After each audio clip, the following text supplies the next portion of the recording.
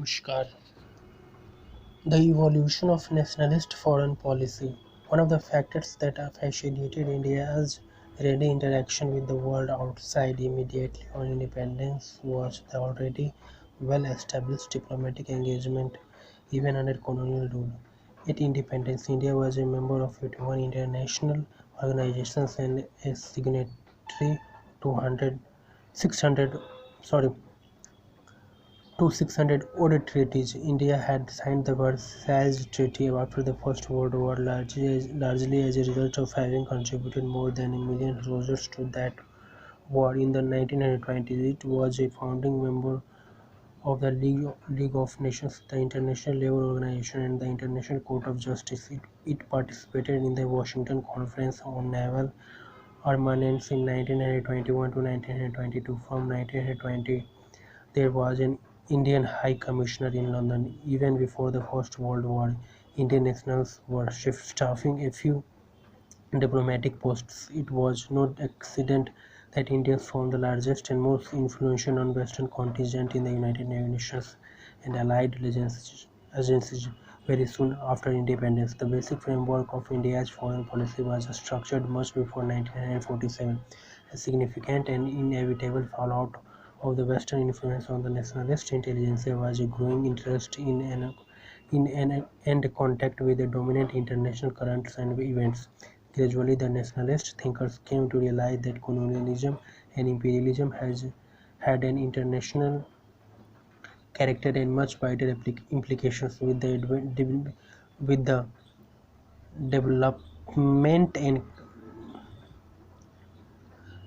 development and crystallization of an anti-imperialist nationalist ideology. There emerged a nationalist foreign perspective. The evolution of this policy perspective can be traced under these broad phrases: 1880s to First World War, anti-imperialism and pan-Asian feeling. After 1878, the British undertook a number of expansionist expeditions which were opposed by the nationalists. These expeditions included the Second Afghan War, 1878 to 1880, the dispatch of troops by England in 1882 to suppress the nationalist uprising by Arabi in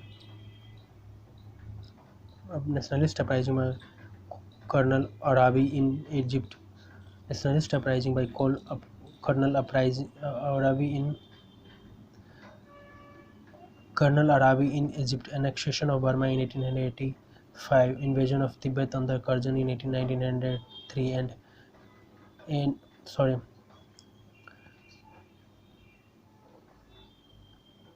After 1817, the British undertook a number of expansionist expeditions which were opposed by the nationalists. These expeditions included the Second Afghan War, 1870 to 1880, the dispatch of troops by England in 1882 to suppress the nationalist uprising by Colonel Arabi in Egypt, annexation of Burma in 1885. The dispatch of troops by England in 1882 to suppress the nationalist uprising by Colonel Arabi in Egypt, annexation of Burma in 1885. The dispatch of troops by England in 1882 to suppress the nationalist uprising by Colonel Arabi in Egypt, annexation of Burma in 1885, invasion of Tibet under Curzon in 1903, and a number of annexations during the 1890s in the northwest to stop the Russian advance. The nationalists supported the tribal resistance to these adventures by the British in place of an aggressive imperialism. The nationalists advocated a policy of peace. Shankaran Nair, the Congress president in 1897, said, "Our true policy is a peaceful policy." So the emerging themes during 1880s to 1914 were solidarity with other colonies fighting for freedom such as Russia, Ireland, Egypt, Turkey, Ethiopia, Sudan, Burma, and Afghanistan. Pan-Asian feelings reflected in condemnation of annexation of Burma in 1985. An inspiration from Japan as an example of industrial development, condemnation of the participation of Japan in the international suppression of the Aiho Tuang uprising in 1895, condemnation of the imperialist effort to divide China, defeat of the Tsarist Russia by Japan, which exploded the myth of European superiority, Congress support for Burma's freedom, World War I. The nationalists supported the British Indian government in the belief that Britain could apply the same principles of democracy for which they were supposed to be fighting. After the conclusion of the war, the Congress insisted on being represented at the Peace Conference in 1920. The Congress urged the people not to join the army to fight in the West. In 1925, the Congress condemned the dispatch of Indian army to suppress the Chinese nationalist army under Sun Yat-sen. 1920s and 1930s, identifying with socialists. In 1926 and 1927, Nehru was in Europe, where he came in contact with socialists and other leftist leaders. Earlier, Dadabhai Naoroji extended the Hague session of the International Socialist Congress. He was a close friend of H.M. Hindeband. The famous socialist Lajpat Rai also made contacts with the American socialists during his visit to the USA from 1940 to 1918. Gandhi had close relations with the Tolstoy and Roland Roman. In 1927, Nehru attended the Congress of Oppressed Nationalists at Brussels on behalf of the Indian National Congress. The conference was organized by political exiles and revolutionaries from Asia, Africa, and Latin America suffering from political, economic imperialism. Nehru was one of the honorary presidents, along with Einstein, Madame Sun Yat-sen, Roland Roman, and George Lansbury. Nehru came to understand the international character of US imperialism during his European experience. Nehru was also nominated to be the executive executive council of the League Against Imperialism. The Congress also decided to open a foreign department to be in touch with the other people's movement. In 1927, Nehru also visited the Soviet Union and was very impressed by the achievements of the infant socialist state. He saw Russia as a bulwark against imperialism. After 1936 anti-fascism, the 1930s saw the rise of fascism in Europe and the struggle against it. The nationalists saw imperialism and fascism as organs of capitalism. They lent support to the struggle against fascism in other parts of the world, in Ethiopia, Spain, China, Czechoslovakia. In 1939, at the Tripoli session, the Congress dissociated itself from the British policy which supported fascism in Europe. In 1939, the Japanese attack on China was condemned by the nationalists. The Congress also sent a medical mission under Dr. Atal to China. On the Palestine issue, the Congress lent support to the Palestinians. It expressed sympathy with Jews, but urged the Palestinians not to be displaced and that the issue be settled by direct dealing between the Jews and the Arabs without Western intervention. It also opposed the partition of Palestine after independence. Nehru is often called the architect of independent India's foreign policy. He realized the importance of the need to have direct contact with other nations and to cooperate with them in enhancing world peace and freedom. He also understood the importance of maintaining an identity as a free nation and not become a satellite of any other nation, however mighty.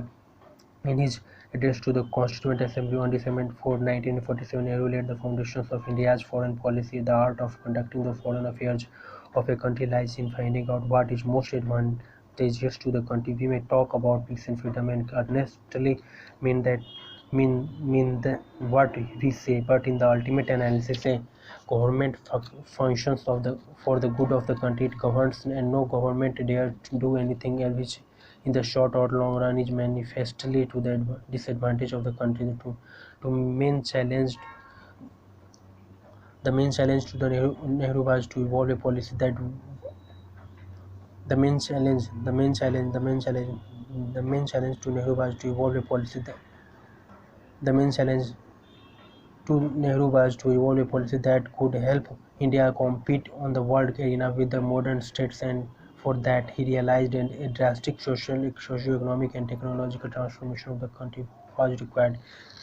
His objective was to transform India without becoming dependent on any particular country or group of countries to the extent of losing independence of thought or policy. What India needed was peaceful relations with all other nations so that it could concentrate on its developmental efforts and relations good enough for it to get the necessary help in that direction without compromising its freedom. In the circumstances, non-alignment seemed to be the right policy. Panchsheel and non-alignment are the foundations of India's foreign policy. Panchsheel. It was on April 29, 1954 that Panchsheel, or the five principles of peaceful coexistence, were first formally enunciated in the Agreement on Trade and Intercourse between the Tibet region of China and India. It was stated in the preamble to this agreement that the two governments had resolved to enter into the agreement on the basis of five principles, namely mutual respect for each other's territorial integrity and sovereignty, mutual non-aggression, mutual non-interference, equality and mutual benefit, peaceful coexistence. In June 1954, when the Chinese Premier Zhou Enlai visited India, he and his Indian counterpart Jawaharlal Nehru, in a joint statement, elaborated their vision of Panchashila as the framework for the relations between the two countries, as well as the basis on which relations with other countries should be maintained. The two leaders expressed the hope that Panchashila will also help in creating an area of peace which, as circumstances permit, can be enlarged, thus lessening the chances of war and strengthening the cause of peace all over the world. Historical perspective on Panchashila. In the classical language, the word shield does not mean principle but character. The term is taken from the Indonesian usage of the word, and Indonesians may have been influenced by Buddhist use of the word shield. Most Indians think Panchashila was Jawaharlal Nehru's valuable contribution to the world, as it first received world attention when he and Zhou Enlai issued a joint statement in the 11 June 1954. In fact, the credit for formulating these principles should go to Zhao. While receiving the Indian delegation to the Tibetan trade talks on December 31, 1953, he enunciated them as five principles governing China's relations with foreign countries. Deng, called a joint secretary in the External Affairs Ministry at the time of Director General for Asian Affairs in Delhi, was impressed and conveyed his appreciation and the significance of these principles to Nehru, with whom he enjoyed a close rapport. Nehru agreed and called to the initiative to mention them at the very outset of his draft next text of the agreement. This was in January 1954. However, the response from Chinese Foreign Office was in the negative. At the time, Zhao was not in China. When Zhao returned to Peking, he, with his native genius for compromise found by media, he suggested that the five principles may not be included in the text prominently but could appear in the preamble. India accepted the compromise, but 2 months later, when Zhao visited Delhi, Nehru and Paul emphasized these principles in the joint statement issued on June 18, 1954. China's resistant formulation caught worldwide attention because of Indian sponsorship. Zhao propounded the principles, but Cole picked them up, and Nehru propagated them. His Nehru enjoyed high regard in the name, and soon after Asian countries like Burma and Indonesia followed its suit. Nehru and Zhao were leaders who strove hard to forge close ties with India and China and usher in a better world order through Panchashila. Their efforts, however, were undermined and undone by the machinations of self-seeking or vindictive colleagues, and they died disenchanted men. Source an article by V.V. Paranjit, formerly Chinese language expert to the Government of India, in the Hindustan Times of June 2004. June 2004. As per the documents of the Ministry of External Affairs, Panchashila was incorporated into the 10 Principles of International Peace and Cooperation, but put forward in the declaration issued by the April 1955 Bandung Conference of 29 Afro-Asian countries. The universal relevance of Panchashila was emphasized when its tenets were incorporated in a resolution on peaceful coexistence presented by India, Yugoslavia, and Sweden, and unanimously adopted on December 11, 1957 by the United Nations General Assembly, and in 1961 the Conference of Non-Allied Nations in Belgrade accepted Panchashila as the basic principles at the center of the non-aligned movement. Non-alignment. The global environment that India faced after independence was very different from what existed before the Second World War. The major players on the world stage before the war, namely the United Kingdom, France, Germany, and Japan, lay subdued. Their vast empires shrunken or shrinking fast. The United States, which had followed an isolationist policy, keeping aloof from active international involvement, became drastically active. The Soviet Union had acquired unprecedented influence in Eastern Europe, besides gaining recognition as a powerful state for crushing the German might on the Eastern Front, where most of the German military casualties had occurred. If the US demonstrated its nuclear weapon capability in 1945, the USSR followed suit with its own nuclear test in 1949. The Cold War that began in the wake of the Second World War had no precedent in history. Almost the entire developed world was divided into two opposing nuclear-armed blocs, with the US and the USSR leading as superpowers. The balance of power diplomacy of the pre-war years thus disappeared from the industrialized countries. The Third World became a surrogate field for superpower competition.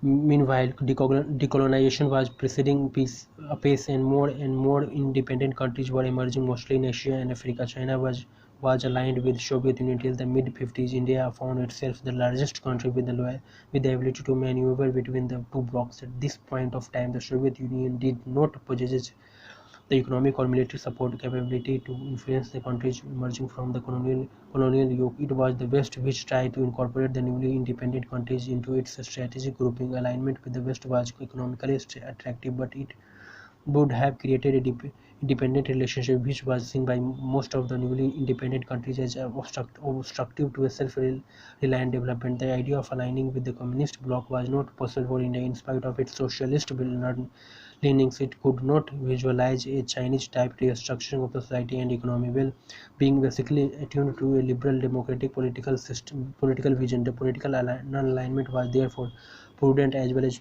pragmatic. Five criteria of non-alignment. The preparatory committee of the first non-aligned conference laid down the following five criteria of non-alignment. A country should follow an independent policy based on peaceful coexistence and non-alignment. It should have consistency supported national freedom movements in other countries. It should not be a member of multilateral military alliances concluded in the context of superpower conflicts. If it has considered military bases, these concessions should not have been made in the context of superpower conflicts. If it is a member of a bilateral or regional defense arrangements, this should not be in the context of superpower politics. Five pioneering leaders of NAM: President Tito, original name Josip Broz of Yugoslavia; President Gamal Abdel Nasser of Egypt; President Kwame Nkrumah of Ghana; President Sukarno of Indonesia; Prime Minister Jawaharlal Nehru of India. The principles of non-interference in the domestic affairs of other countries and maintenance of one's own sovereignty, which are the basic postulates of India's foreign policy, evolved into the crystallization of the concept of non-alignment. The term non-alignment got currency in the post-Bandung Conference 1955. The non-alignment implies the active refusal of a state to align itself with either party in a dispute between the two power blocs. In the Conference of Non-Aligned Powers, the first non-aligned movement, or NAM summit, held in Belgrade in 1961 and attended by 36 Mediterranean and Afro-Asian powers, Jawaharlal Nehru explained the essence of non-alignment. We call ourselves the Conference of Non-Aligned Countries. Now the word non-aligned may be differently interpreted, but basically it was used and coined almost with the meaning non-aligned with greater power blocks of the world. Non-aligned has a negative meaning, but if you give it a positive connotation, it means nations which object to this lining up for war purpose, military blocs, military alliances, and the like. Therefore, we keep away from this, and we want to throw our weight such as it is in favor of peace.